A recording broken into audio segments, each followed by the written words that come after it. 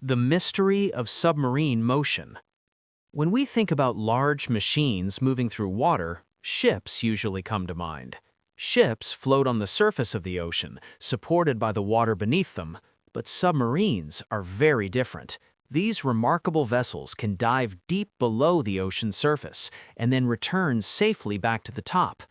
This raises an interesting question. How can such a massive steel submarine control whether it sinks or floats? The answer lies in a fundamental principle of physics called buoyancy, along with a clever engineering system known as ballast tanks. By controlling the amount of water and air inside these tanks, submarines can carefully manage their overall density and control their movement underwater. Let's explore the physics behind this process. The principle of buoyancy. The key physical principle governing submarine motion is Archimedes' Principle. According to this principle, a body submerged in a fluid experiences an upward force equal to the weight of the fluid it displaces. In simple terms, water pushes upward on any object placed inside it. This upward force is called buoyant force. Whether an object floats or sinks depends on the relationship between two forces: weight of the object, gravity pulling downward, and buoyant force from the water, pushing upward. There are three possible outcomes. If buoyant force is greater than weight, the object floats. If buoyant force is equal to weight, the object remains suspended. If buoyant force is less than weight, the object sinks. Submarines take advantage of this balance to control their depth. Density, the key to floating and sinking. Another important concept is density, which describes how much mass is contained within a certain volume. Density is defined as density equals mass divided by volume. If an object's average density is lower than water, it floats. If its density is higher than water, it sinks. Submarines are designed so that their density can be changed intentionally during operation. They do this using ballast tanks. The role of ballast tanks. Ballast tanks are large chambers built into the submarine's hull. These tanks can hold either air or seawater, and by controlling what fills these tanks, the submarine can change its overall density. The submarine uses two main systems: ballast tanks, compressed air systems. These systems allow the submarine to perform three key operations: dive, maintain depth, and surface. Let's look at how each process works. How a submarine dives. When a submarine wants to descend underwater, it needs to increase its overall density. To achieve this, valves on the ballast tanks are opened, allowing seawater to enter the tanks. At the same time, air inside the tanks is released. As the tanks fill with water, the submarine becomes heavier. Its average density increases. Gravity becomes stronger than buoyant force. As a result, the submarine begins to sink gradually below the surface. Hydroplanes, small wing-like control surfaces, help guide the submarine downward while moving forward. How a submarine maintains depth.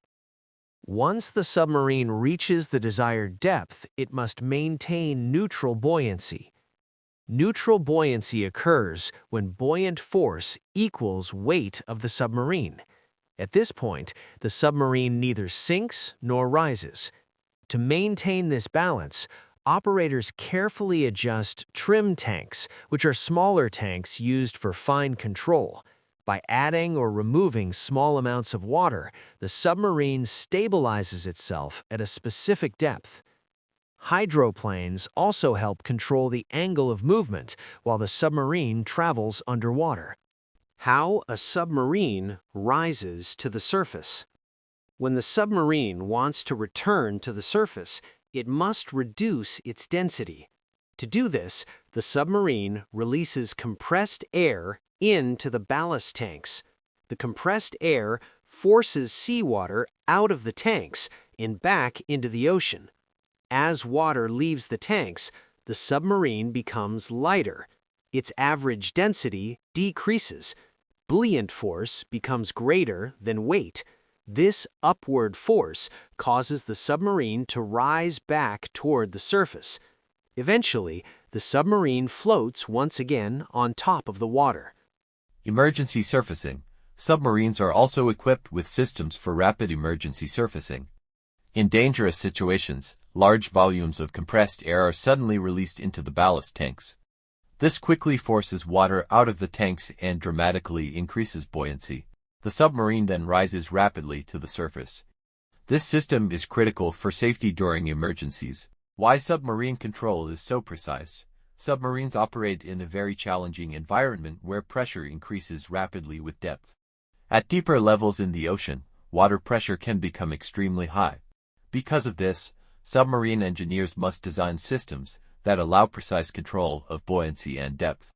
Operators constantly monitor water pressure, ballast tank levels, submarine weight balance, depth instruments.